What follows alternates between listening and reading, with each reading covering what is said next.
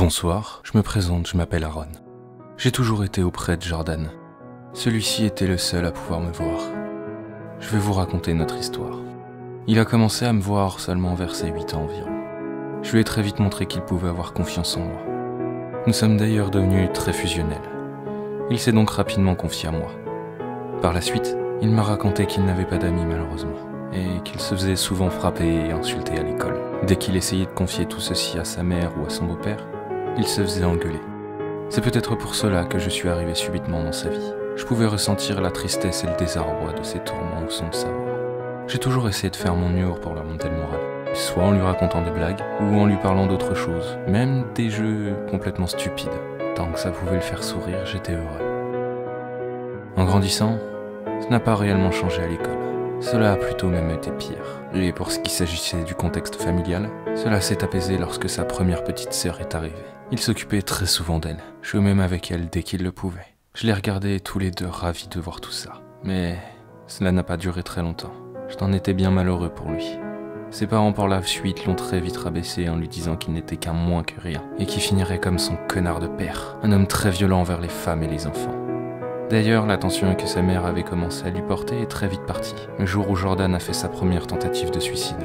J'ai réellement toujours été le seul à me préoccuper de son bien-être. Je lui disais très souvent que ce n'était qu'une mauvaise passe et qu'un jour ou l'autre, cela changerait pour lui. Malheureusement, il a recommencé et essayé plusieurs fois, les années suivantes, encore et encore. J'ai toujours été le seul à lui en empêcher et de lui faire voir la vie autrement. Il a donc décidé d'arrêter le jour où sa deuxième sœur est née, pour pouvoir les protéger, elle et sa première sœur autant qu'il le pouvait. Pour cela, il est devenu le fils modèle aux yeux de ses parents, en devenant le bon petit soldat incapable de pouvoir dire non. Les rapports familiaux se sont donc améliorés avec eux, malgré toutes les contraintes qui lui étaient imposées. Malheureusement, il lui restait toujours le problème scolaire, encore et toujours. Mais il n'en parlait plus à ses parents de peur qu'ils l'engueulent encore et encore. Vers ses 14 ans, dû à son déménagement, il a enfin changé d'école. Du coup, ses problèmes scolaires se sont enfin terminés. Bien sûr, il ne s'est pas gêné pour ne dire à personne qu'il partait à l'autre bout de la France en plein milieu de l'année scolaire. Cela a été une véritable délivrance pour lui, comme s'il ne portait plus aucun poids sur ses épaules.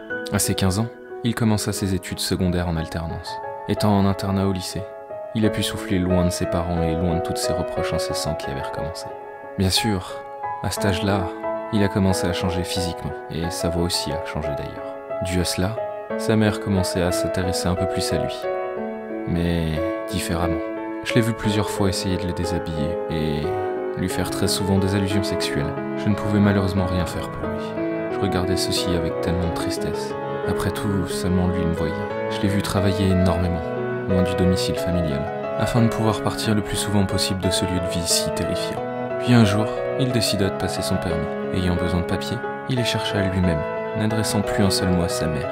Et c'est sûrement mieux ainsi. À force de chercher, il tomba sur son livret de famille. Naturellement, il y avait les prénoms de ses parents biologiques et le sien. Mais il a vu un prénom, le mien, Aaron. Il regarda attentivement le placard et découvrit mon acte de décès également. Il s'est alors retourné vers moi qui était toujours à ses côtés et m'a posé beaucoup de questions.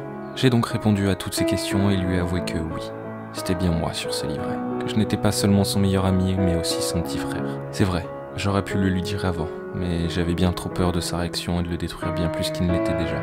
Il m'a bien sûr demandé comment j'étais décédé. Je lui ai donc expliqué et j'ai été le plus honnête possible avec lui. Aujourd'hui, il sait enfin qui je suis. Et il continue malgré tout à me parler sans peur. Et cela même si je lui ai caché la vérité pendant de longues années. Aujourd'hui, je suis fier de ce qu'est devenu mon grand frère malgré les difficultés qu'il a pu traverser. Je suis encore là, à l'écouter parler s'il a besoin, et il le sait. Et cela, même s'il me parle moins. Mais j'en suis heureux car au jour d'aujourd'hui, il a enfin trouvé de véritables amis à qui se confier. Surtout une personne que je sais qui sera toujours là pour lui.